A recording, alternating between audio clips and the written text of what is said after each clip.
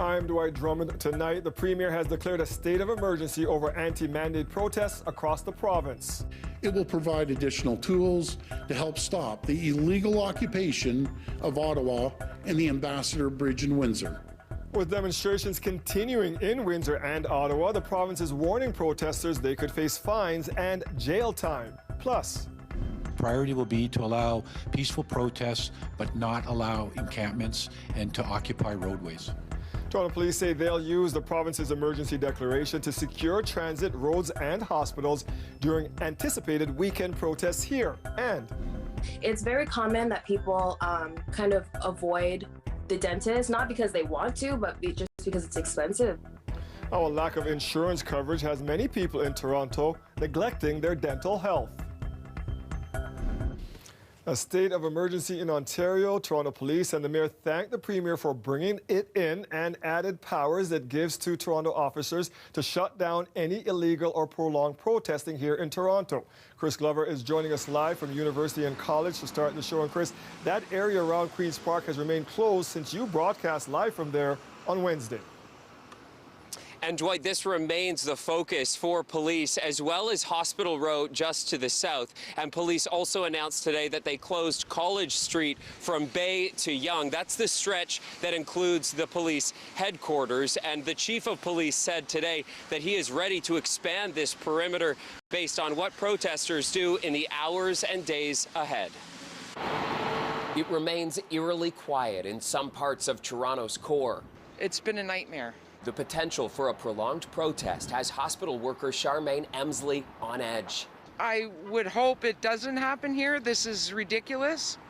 I think it needs to stop. They need to understand that we're all in this together.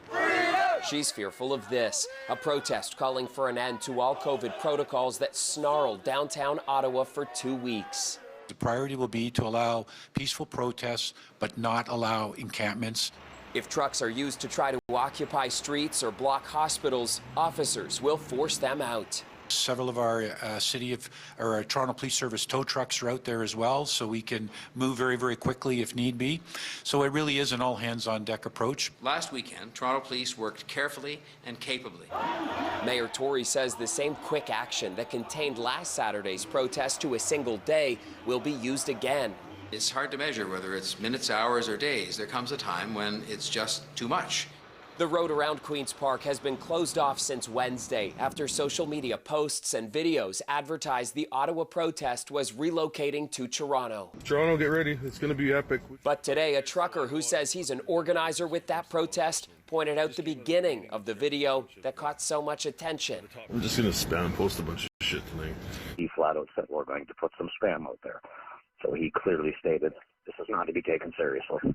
There is, we know, deliberately a lot of disinformation, misinformation out there. Toronto Police says social media isn't its only source of intelligence. We look at all of the intelligence coming in, and we certainly try to source that for credibility.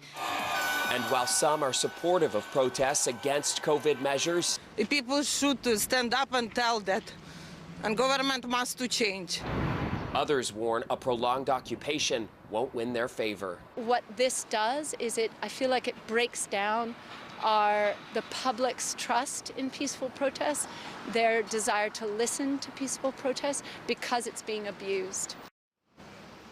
And Dwight, because Hospital Row, police are saying, is a potential target of protesters, we also got statements today from UHN, Sick Kids, and Mount Sinai saying, at least at this point, their facilities will remain open, but they told staff to make sure that they bring accreditation. And for patients who need to access these buildings, they're telling them to bring any sort of proof of that appointment and the reason for their visit. And police are saying generally to the public to just avoid this area altogether if they can.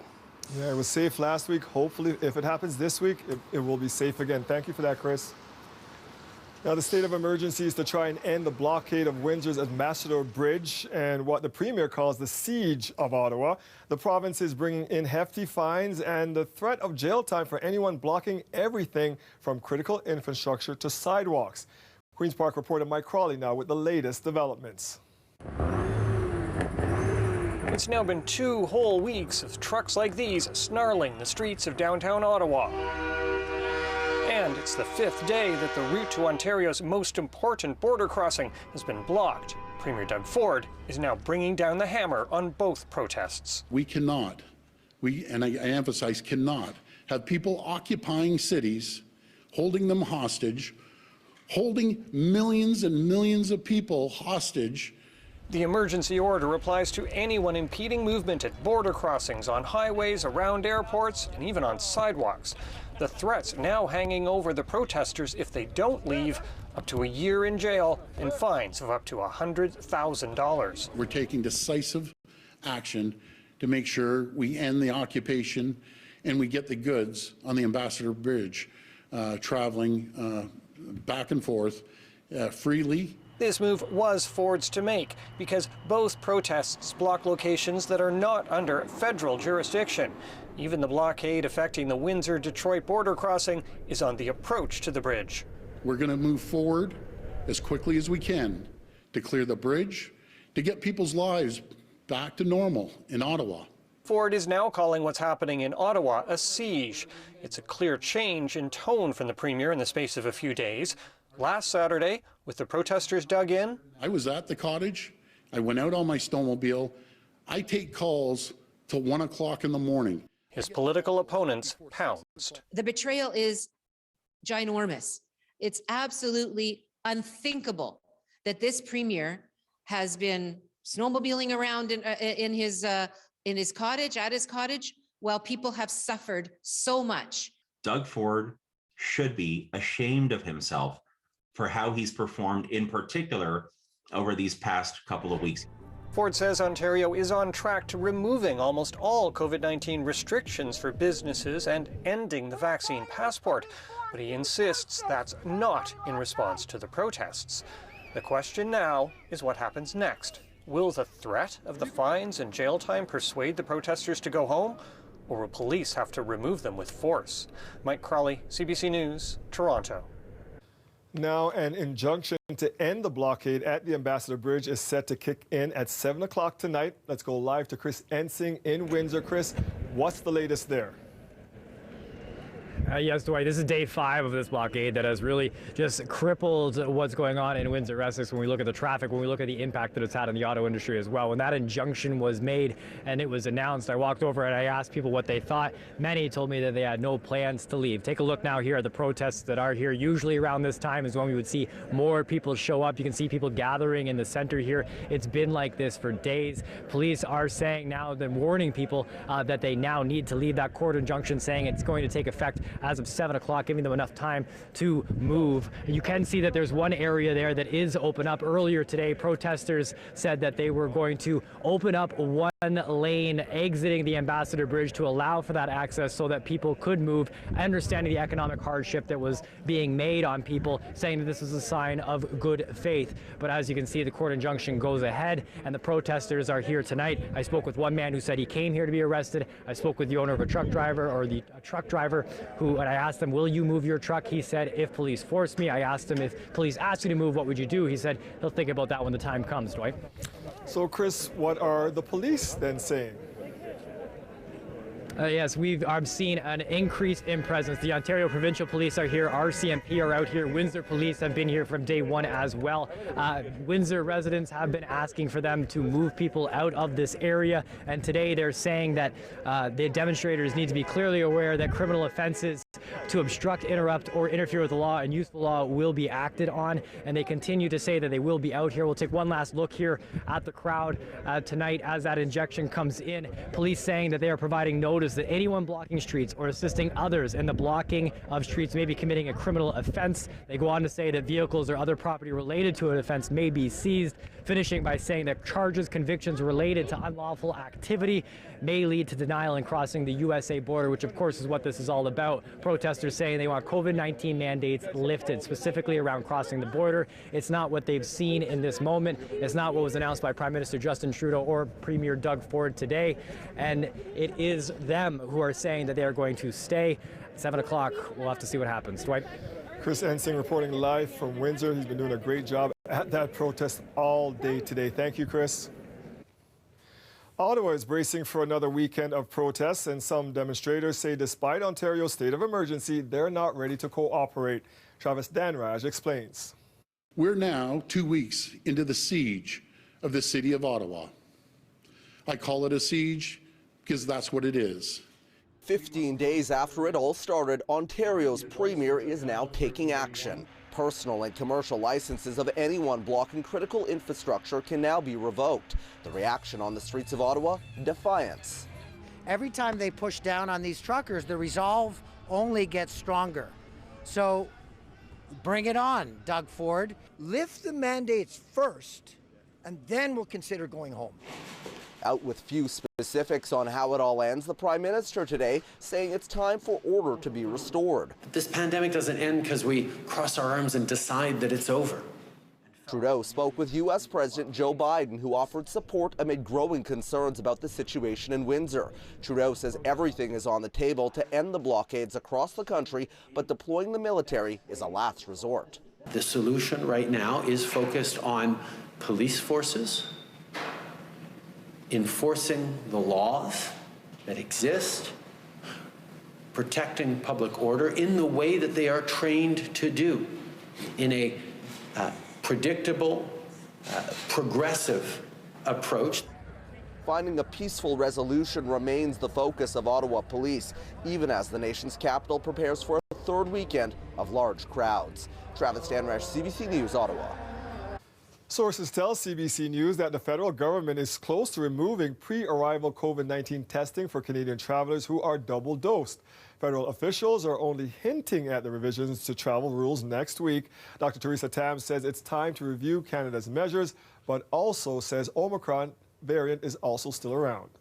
We do have to adapt our border stance because we know it's pretty impossible to reduce every single case of importation. It's already in Canada and it's transmitted widely throughout our communities. But we do still have to look out for other variants and new variants. Currently, anyone who travels outside the country must provide proof of a negative PCR test before they head back to Canada. The tests, which cost more than $100, must be taken within 72 hours of the flight departure or when they arrive at a land border. A Canada-wide arrest warrant has been issued for a man wanted in connection with the fatal shooting of a 14-year-old girl in Mississauga. Investigators say 19-year-old Michael Moncheri is wanted for manslaughter. 14-year-old Tafash Riley was shot in her Mississauga apartment building on February 1st. Investigators are asking Moncheri to get a lawyer and turn himself into police. They say he should be considered armed and dangerous.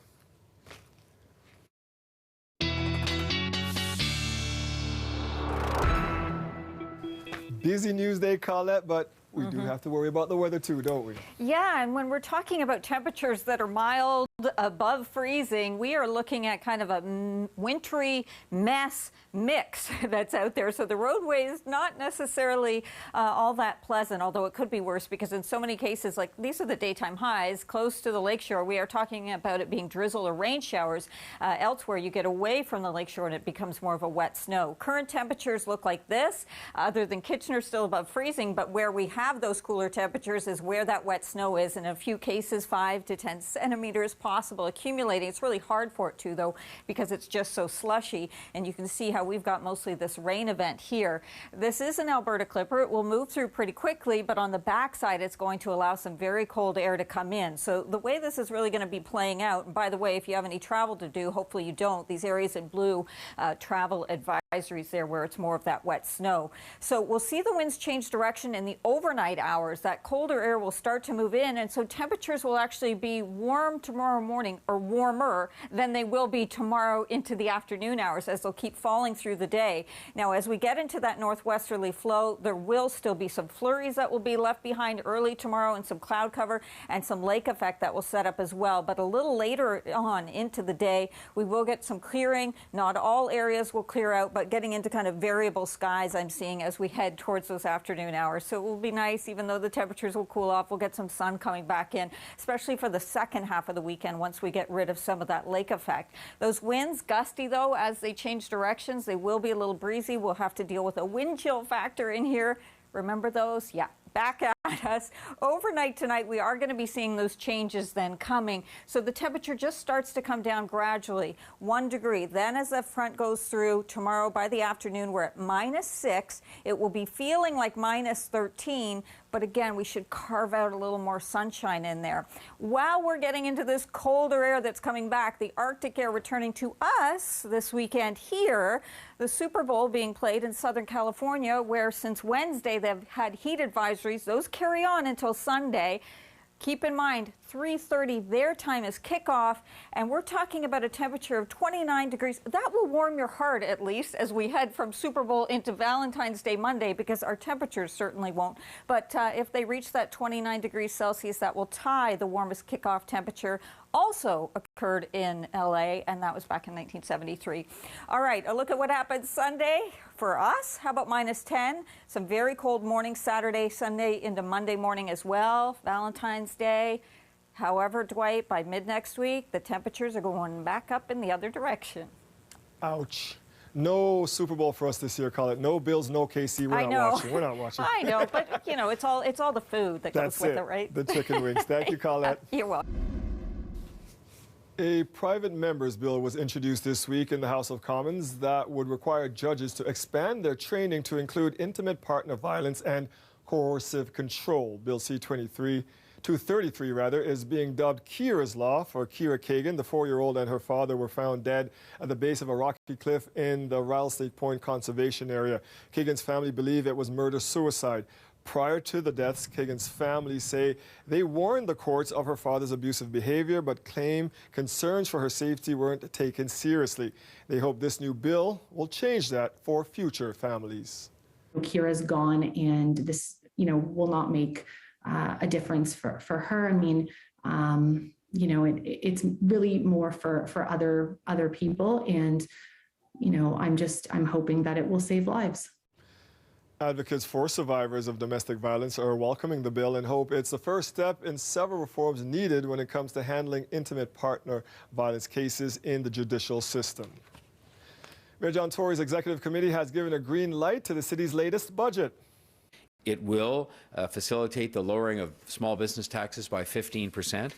It will expand sidewalk snow clearing to every neighborhood across the city, and it will restore TTC service to pre-pandemic levels, while at the same time freezing transit fares. If approved, the budget will see homeowners pay an average of $141 a year more on their property taxes. It will now go to a debate at City Council on February 17th. Dentists say you should get your teeth checked about once every 6 months, but a new report from the Toronto Foundation shows that many people in this city aren't going to the dentist at all because they don't have the coverage.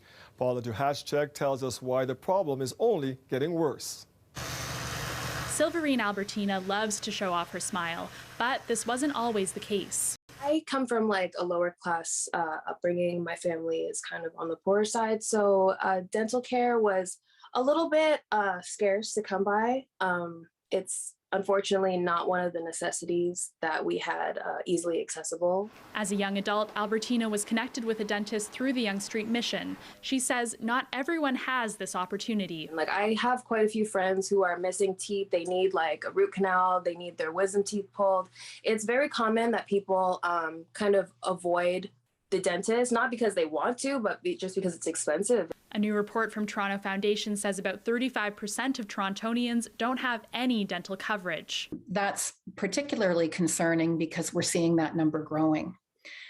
Because the growth in the labor market is happening among those that are precariously employed, so those in part-time jobs, temporary jobs, and the self-employed. Those are people who typically aren't insured. As a volunteer dentist, Dr. Amanda Morell sees patients in this situation all the time. They're in the unfortunate position that often have to make decisions between buying their groceries for the week or paying their rent and getting a painful tooth fixed. As a result of that, they often end up in hospital emergency rooms. It's pretty fundamental to health overall. Research has shown a strong linkage between poor or oral health and heart disease, for example. as well.